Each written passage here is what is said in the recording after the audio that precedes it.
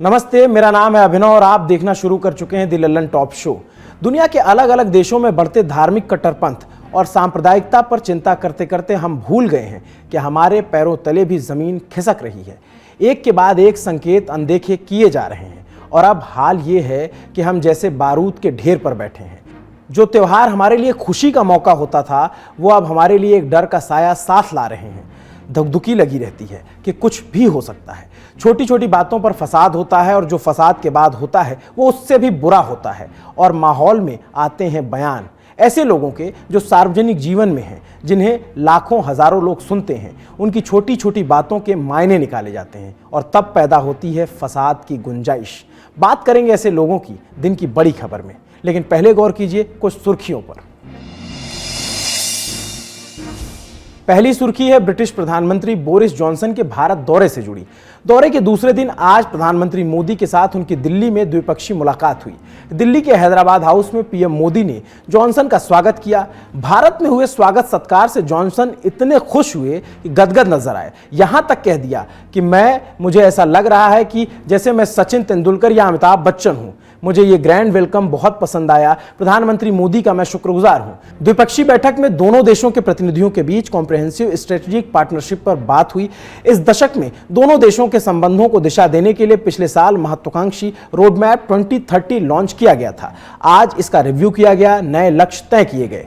Manufacturing, technology, design और development के मुद्दों पर आपसी साझेदारी की बात हुई। अटकलें लगाई जा रही हैं कि अगले साल के अंत तक दोनों देशों के बीच व्यापार समझौता भी हो जाएगा। रक्षा साझेदारी की बात आई तो ब्रिटेन ने कहा कि हम लड़ाकू विमान बनाने में भारत की मदद करेंगे। दुनिया की निगाहें इस मुलाकात पर टिकी थी क्योंकि यह मुलाकात ऐसे मौके पर हुई जब रूस और यूक्रेन का संकट अपने चरम पर है। ब्रिटेन यूक्रेन की तरफ है। प्रधानमंत्री जॉनसन बीते दिनों कीव की सड़कों पर यूक्रेन के राष्ट्रपति जेलेंस्की के साथ घूमते नजर आए थे। मोदी जॉनसन की बातचीत के दौरान यूक्रेन का मुद्दा उठा। आज दोनों नेताओं ने इस पर बात की। ब्रिटेन के प्रधानमंत्री जॉनसन ने आज भी रूसी राष्ट्रपति पुतिन की आलोचना की, लेकिन भारत और रूस के संबंधों पर सवाल हुआ तो उन्होंने कहा भारत और रूस का ऐतिहासिक संबंध है, दुनिया इस बारे में जानती है, ये तुरंत नहीं बदलेगी। इसके अलावा बोरिस जॉनसन से भगोड़े नीरव मोदी और विजय माल्या, जो कि फिलहाल लंदन में हैं, उन पर भी सवाल जवाब हुआ। उन्होंने कहा कि प्रत्यर्पण के मामलों में कानूनी प्रक्रियाएं हैं जिनको लेकर बहुत सी मुश्किल हो रही है। यूके सरकार ने उनके प्रत्यर्पण का आदेश दिया है। हम उन लोगों का स्वागत नहीं करते हैं जो भारत में कानून से बचने के लिए हमारी कानूनी प्रणाली का उपयोग करना चाहते हैं। विदेश सचिव हर्षवर्धन श्रृंगला ने बताया कि भारत ने ब्रिटेन के पीएम जॉनसन के सामने खालिस्तान का मुद्दा भी उठाया। इस पर जॉनसन ने कहा कि ब्रिटेन सरकार भारत की चिंताओं के प्रति संवेदनशील है और इस मुद्दे पर किसी भी तरह की लापरवाही को बिल्कुल भी बर्दाश्त नहीं किया जाएगा। इसके अलावा पीएम मोदी ने रूस यूक्रेन मुद्दे पर क्या कहा, सुनिए। फ्रेंड, हमने क्षेत्रीय और वैश्विक स्तर पर हो रहे अनेक डेवलपमेंट्स पर भी चर्चा की। एक free, open, inclusive and rule based order पर आधारित इंडो पैसिफिक क्षेत्र बनाए रखने पर हमने जोर दिया। इंडो पैसिफिक ओशन इनिशिएटिव से जुड़ने के यूके के निर्णय का भारत स्वागत करता है। हमने यूक्रेन में तुरंत युद्ध विराम और समस्या के समाधान के लिए डायलॉग और डिप्लोमेसी पर बल दिया। हमने सभी देशों की क्षेत्रीय अखंडता और संप्रभुता के सम्मान का महत्व भी दोहराया। हमने एक पीसफुल, स्टेबल और सिक्योर अफगानिस्तान और एक इंक्लूसिव और रिप्रेजेंटेटिव गवर्नमेंट के लिए अपना समर्थन दोहराया। यह आवश्यक है कि अफगान भूमि का प्रयोग अन्य देशों में आतंकवाद फैलाने के लिए नहीं होना चाहिए। दूसरी सुर्खी बिहार से है। आज आरजेडी नेता तेजस्वी यादव ने इफ्तार पार्टी रखी थी। आरजेडी की तरफ से की गई इफ्तार पार्टी में सीएम नीतीश कुमार ने शामिल होकर सबको चौंका दिया। सुबह ही डोरंडा कोषागार मामले में लालू यादव को जमानत मिली थी, जिसके बाद हुई इफ्तार पार्टी में नीतीश का पहुंचना सुर्खियों में आ गया। सीएम आवास और राबड़ी देवी के आवास के बीच मात्र 20 मिनट का फासला है। नीतीश कुमार ने पैदल ही पूरे 5 साल बाद इस फासले को पार किया। इससे पहले अंतिम बार 2017 में मकर संक्रांति के मौके पर नीतीश कुमार राबड़ी आवास गए थे। तब वो आरजेडी के साथ मिलकर सरकार चला रहे थे। 12 दिन पहले लालू यादव के बड़े बेटे तेज प्रताप यादव ने एक पोस्ट लिखा था, एंट्री नीतीश चाचा। अब ये तस्वीरें आई तो सुगबुगाहट होने लग गई। इफ्तार पार्टी में चिराग पासवान भी थे। बीजेपी की तरफ से सुशील मोदी, शाहनवाज हुसैन और रविशंकर प्रसाद जैसे नेता पहुंचे थे। राजनीति से इतर एक इफ्तार पार्टी भारतीय सेना की तरफ से भी दी गई। जम्मू कश्मीर के डोडा में तस्वीरें ट्वीट करते हुए लिखा गया, keeping the alive tradition of secularism, an iftar party organised by Indian army in Arnora in Doda district. कुछ महामूर्खों ने इस पर भी हिंदू मुस्लिम एंगल ढूंढ लिया। देश की सेना की नीयत पर ऐसे लांछन लगाने वालों को हमारी दूर से नमस्ते है। अगली सुर्खी के लिए हम चलेंगे गुजरात, क्योंकि सूबे में कांग्रेस के कार्यकारी अध्यक्ष हार्दिक पटेल के बयानों से लग रहा है कि वहां पार्टी में कुछ ठीक चल नहीं रहा। हार्दिक पटेल लगातार प्रेस में बातें कर रहे हैं, कभी पार्टी नेतृत्व पर, कभी पार्टी के फैसलों पर सवाल करते हैं, कभी गुजरात की कांग्रेस की इकाई पर, तो कभी प्रतिद्वंदी भाजपा की तारीफ कर देते हैं। पटेल ने आरोप लगाया कि पार्टी नेतृत्व उन्हें दरकिनार कर रहा है और पिछले 3 सालों से वो शिकायत करते जा रहे हैं, लेकिन कुछ बदल नहीं रहा है। बीते दिनों उन्होंने यहां तक कह दिया कि वो ऐसा महसूस कर रहे हैं जैसे किसी दूल्हे की नसबंदी करा दी गई है। फिर एक अखबार में हार्दिक ने यह भी कहा कि भाजपा में कुछ बातें अच्छी हैं जिन्हें स्वीकार किया जाना चाहिए, जैसे अनुच्छेद 370 का निष्प्रभावी होना और राम मंदिर का बनना। भाजपा में फैसले लेने की क्षमता है। ये सारी बातें सामने आई तो अटकलें लगने लगी कि हार्दिक पटेल क्या भाजपा में जा सकते हैं। यहां तक कह दिया गया कि एक तरफ प्रशांत किशोर पार्टी को बदलने की बात कर रहे हैं और दूसरी तरफ कांग्रेस पार्टी को छोड़कर जाने वालों की लंबी कतार बनती जा रही है। वैसे हार्दिक ने आज कह दिया है कि वो भाजपा से संपर्क में नहीं है। ये उनकी तरफ से दिया गया बयान है।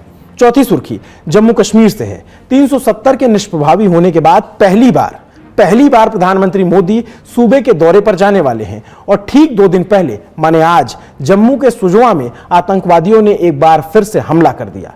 आतंकवादियों ने उस बस को निशाना बनाया जिस पर सीआईएसएफ यानी केंद्रीय औद्योगिक सुरक्षा बल के जवान थे। उस गाड़ी में 15 जवान मौजूद थे। जवानों ने तुरंत जवाबी कार्रवाई की जिसमें दोनों आतंकवादी मारे गए। इनसे AK-47 राइफल और सैटेलाइट फोन बरामद हुए। सीआईएसएफ की तरफ से भी एक अधिकारी शहीद हुए। दर्शक जानते हैं कि शुजुआ मिलिट्री स्टेशन हमेशा से आतंकवादियों के निशाने पर रहा है।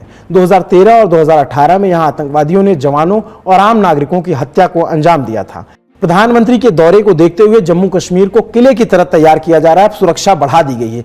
सुरक्षा एजेंसियों ने अपनी तैयारी और धार दे दी है। उस पर और जोरों से तैयारी की जा रही है। ये थी सुर्खियां। अब चलते हैं दिन की बड़ी खबर पर।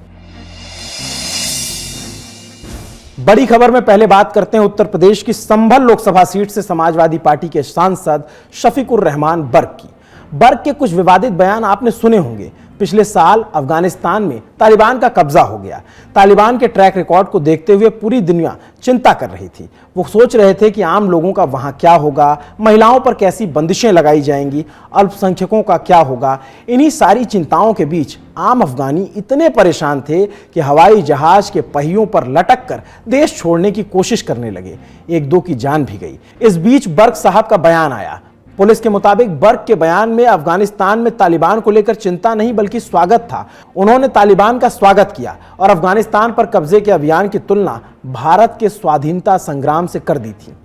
कितना अजीब बयान था। उसके बाद भाजपा नेता राजेश सिंघल ने शिकायत दर्ज की और तब बर्क के खिलाफ भारतीय दंड संहिता IPC की धारा 124 से यानी राजद्रोह की धारा के तहत मुकदमा दर्ज हुआ था। खूब चर्चा हुई थी, आलोचना होने लगी। बर्क ने तब सफाई में कहा कि उनकी बात को बिना संदर्भ पेश किया गया और गलत आरोप लगाए गए। वो भारत की नीतियों के साथ हैं लेकिन नुकसान हो चुका था। तब बर्क के बयान की निंदा खुद मुख्यमंत्री योगी आदित्यनाथ ने उत्तर प्रदेश की विधानसभा में की थी। बहुत चर्चा थी उस खबर की। दिसंबर 2021 में बर्क ने लड़कियों की 14 साल की उम्र में शादी की वकालत करते नजर आए। उन दिनों केंद्र सरकार के उस बिल पर चर्चा हो रही थी जिसके तहत लड़कियों के लिए शादी की उम्र 21 साल की जानी थी। बर्क ने उसका भी विरोध किया। स्थानीय अखबारों के मुताबिक उन्होंने तब कहा था कि अगर लड़कियों की शादी की उम्र बढ़ा दी गई तो वो आवारगी करेंगी। बर्क के मुताबिक जल्द ही शादी हो जानी चाहिए तो बेटी का पिता चिंता मुक्त हो जाता है। बेतुका बयान था। माँ बाप की इज्जत बची रहती है। बिल्कुल बेतुका बयान। लोकसभा पर मौजूद जानकारी के मुताबिक बर्क ने आगरा विश्वविद्यालय से BA की डिग्री हासिल की। इतना ही नहीं, बर्क ने संभल में कई शिक्षण संस्थान खुलवाए। वो संसद की जिन कमेटियों में शामिल रहे उनका संबंध मानव संसाधन विकास, कानून और अल्पसंख्यक कल्याण मामलों से रहा। इसका मतलब है कि बर्क ने लंबा समय सार्वजनिक जीवन में दिया। उनके पास पर्याप्त मौके थे एक बेहतर सोच पैदा करने की, लेकिन उन्होंने जो चुना उसका ब्यौरा हमने आपको दे दिया। अब आते हैं बर्क के ताजा और हालिया बयान पर, सुनिए। इससे पहले यानी वो जुमातुल विदा आएगा, तो इसमें मेरी मांग है कि यहाँ से एडमिनिस्ट्रेशन से कि यहाँ पुरअमन रखने के लिए जो ऊपर भी जामा मस्जिद पर जो अभी जिक्र किया गया कि इन्होंने चढ़ाने की जल चढ़ाने की बात करी, तो बहरहाल अगर जल चढ़ाने की बात करेंगे तो हज़ारों आदमी का खून चढ़ जाएगा मुसलमानों का, ये मतलब तो अगर इसको बर्दाश्त कभी नहीं करेगा मुसलमान। लेकिन बहरहाल हम अमन चाहते हैं, तो ऐसी बात क्यों करते हो, क्यों हालात पैदा करते हो। तो मेरी गुजारिश है कि एडमिशन इसमें अलर्ट रहे और उसके दिन भी जो जुमतुल विदा होगा, जुमे की नमाज होगी, उसमें बहुत आदमी होगा, वहाँ पर माकूल इंतजाम होना चाहिए, बिजली पानी का सबका, और ईद के दिन भी माकूल इंतजाम हो। ईद एक बहुत पुरअमन और मोहब्बत का त्यौहार है जो दूसरों को भी मोहब्बत का सबक देता है। तो इसलिए इन हालात में मेरी यही आप इस वक्त एडमिनिस्ट्रेशन से पुरजोर मांग है कि ये इस बात का ध्यान रखें, इसमें गफलत न बरतें। अभी पिछले दिनों में ये 2 वाक़े जो हुए, मस्जिद पर रंग डाला गया और जामा मस्जिद पर जल चढ़ाने की बात की गई, तो देखिए मुसलमानों को हमने बहरहाल समझा बुझाकर बहरहाल कोई हालात बिगड़ने नहीं दिए, और हम किसी भी कीमत पर नहीं चाहते, लेकिन जब हमें मजबूर किया जाएगा तो फिर काबू से बाहर हो जाएगा, तो फिर हालात और ज़्यादा ख़राब हो जाएंगे। यही गुजारिश है कि इस पर ईद पर और अलविदा पर माकूल इंतजाम रहना चाहिए, बिजली पानी का, सफाई। सबसे पहले आपको बर्क के बयान का संदर्भ बताते हैं। संभल की जामा मस्जिद को लेकर विवाद खड़ा हुआ था। 2017 में एक निजी टीवी चैनल सुदर्शन न्यूज के मालिक सुरेश चौहान ने कह दिया था कि जामा मस्जिद के नीचे हरिहर मंदिर है। तब सुरेश चौहान के मस्जिद में जल चढ़ाने की बात कर रहे थे, लेकिन यूपी पुलिस ने उन्हें ऐसा करने नहीं दिया। तब सुरेश चौहान ने यह तक कह दिया कि हम हरिहर मंदिर में जाना चाहते हैं और उसके अंदर जल चढ़ाना चाहते हैं। यूपी पुलिस ने उन्हें ऐसा करने से रोका। तभी से यह मामला रह रहकर सिर उठाता रहता है। बर्क जल चढ़ाने के ऐसे ही ऐलानों की बात कर रहे थे, पुलिस बंदोबस्त की मांग कर रहे थे, लेकिन खून बहाने वाली बात कितनी आसानी से फिसल सकती है हम सब जानते हैं। थोड़ी सी सावधानी रखी गई होती और बर्क का यह बयान तारीफ बटोरता, लेकिन अब राजनीतिक प्रतिक्रिया झेल रहा है। सुनिए। संभल से सपा के सांसद हैं शफीकुर रहमान बर्क। वो कह रहे हैं कि संभल की जामा मस्जिद में जो लोग वहां पे जल चढ़ाएंगे तो इतना खून बहेगा कि कभी हिंदुस्तान ने इतना खून नहीं देखा होगा। देखिए, समाजवादी पार्टी की जमीन अब खिसक चुकी है, इसलिए वहां के नेता इस तरह के बयानबाजी कर रहे हैं, और जनता को उनका सच पहले ही मालूम चल चुका था, इसीलिए वो सत्ता से बाहर हैं।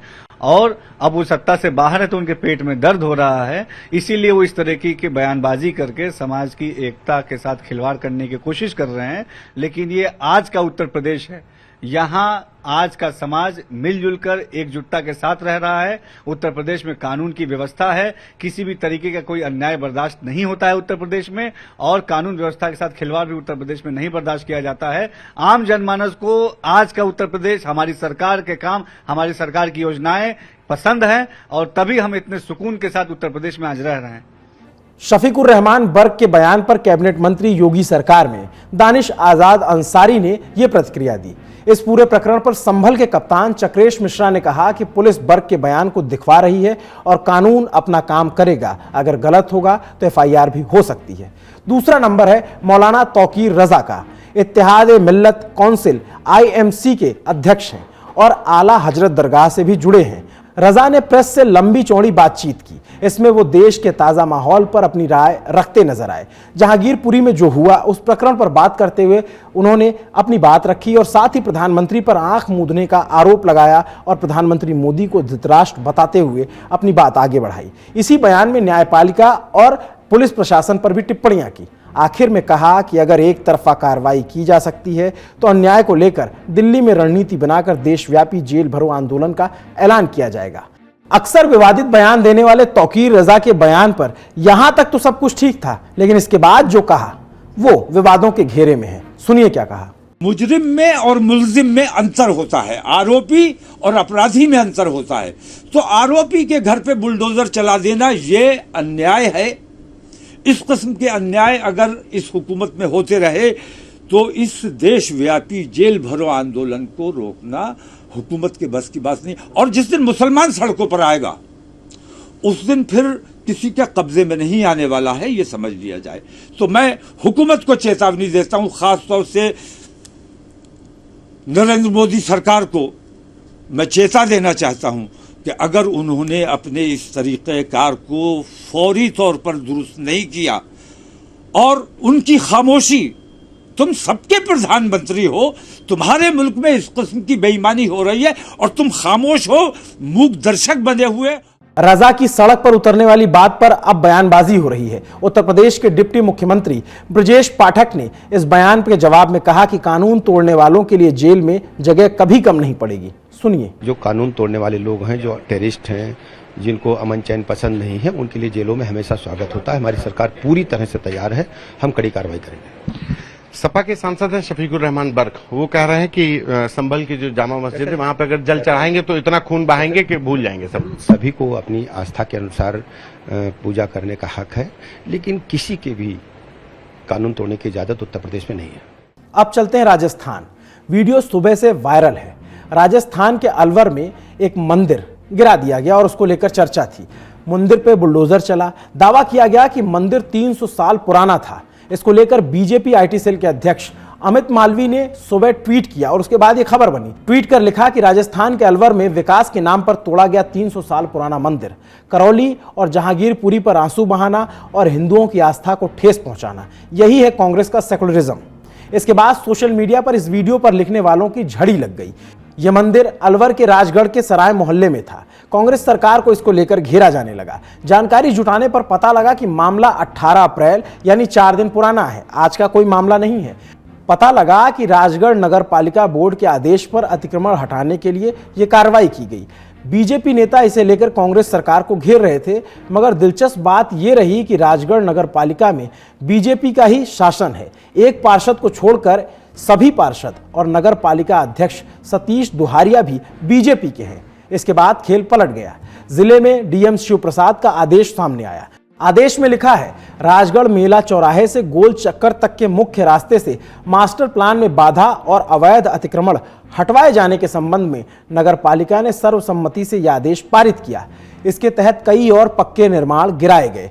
आदेश की कॉपी के आखिरी पैरा में मंदिर के संबंध में विस्तार से लिखा है। लिखित जानकारी के मुताबिक अतिक्रमण हटाए जाने के दौरान पूर्व निर्मित 2 मंदिरों पर कार्रवाई की गई। एक मंदिर जो हाल में ही नाले के ऊपर बना था उसे गिराया गया। मूर्तियों को पहले ही हटा लिया गया था। हटाई गई मूर्तियों को पुनर्स्थापित करने का आदेश दिया गया। दूसरे मंदिर जिसका वीडियो बनकर वायरल हुआ उसके संबंध में भी जानकारी दी गई। मंदिर पर कार्रवाई हुई मगर उसका गर्भगृह पूर्णतः सुरक्षित है। मूर्तियों को विधि पूर्वक ससम्मान हटवाया गया। साथ ही आदेश में यह भी लिखा था कि सर्वसम्मति से हटाई गई मूर्तियों को नई जगह पर स्थापित करने का काम भी नगर पालिका राजगढ़ करेगी। ये पूरी कहानी जानने के बाद ये तय करना आसान हो जाता है कि आस्था को ठेस कौन पहुंचा रहा था और आस्था का इस्तेमाल राजनीतिक फायदे के लिए कौन करना चाह रहा था। इसलिए हम कहते हैं कि अगर देश में शांति चाहते हैं तो पहले छोटी छोटी बातों पर फसाद की गुंजाइश ढूंढने से बचना होगा। जो ढूंढते हैं उनसे भी और खुद भी ढूंढने से, और खुद को शांत रखना होगा, तभी हम खुश रह पाएंगे। अब लल्लन टॉप बुलेटिन में आखिर में कू की राय। आज हमने दर्शकों से पूछा कि अतिक्रमण कर बनाए गए मंदिर और मस्जिद को क्या हटाया जाना चाहिए। 94% लोगों ने हाँ में जवाब दिया और ना कहने वाले 6% लोग थे। अगर आप भी हमारे कू पोल्स का हिस्सा बनना चाहते हैं तो कू पर दी लल्लन टॉप को फॉलो करें। हम कू पर आपको अलग अलग मुद्दों पर आपकी राय भी मांगते रहेंगे। आप हमें अपनी राय LT शो ऑन कू के साथ कू पर बता सकते हैं। हम उसे भी दी लल्लन टॉप शो में शामिल करेंगे। जाते जाते एक जरूरी बात, ऑड नारी पर हम जल्द ही आपके लिए एक नया शो परवरिश लेकर आने वाले हैं। जैसा कि शो के नाम से जाहिर है कि शो पेरेंटिंग टिप्स देने वाला है, तो अगर आप भी यंग मम्मी पापा हैं तो ये शो आपके बेहद काम आने वाला है। देखने के लिए ऑड नारी पर बने रहें, और इतना खर्चा हो ही गया है तो किताब की दुकान पर जाकर इंडिया टुडे हिंदी का ताजा अंक जरूर खरीदिएगा। इस बार आप जानेंगे कि भारत में सांप्रदायिक संघर्ष को टालने के लिए 7 अलग अलग विचार परंपराओं की नामचीन हस्तियां क्या सोचती हैं। पिंजड़े में बंद गणेश प्रतिमा की बात होगी जो चर्चा में बनी हुई है, और जानेंगे बिहार में नकली कन्हैया के बारे में। जब हमने खर्चे की बात की तो हम ये भी बताएंगे कि पैसे कमाना कैसे, ये भी मैगजीन आपको बता देगी। तो खरीदिए और पढ़िए इंडिया टुडे मैगजीन। आज के लिए लर्न टॉप शो में इतना ही। शुक्रिया, शुभ रात्रि।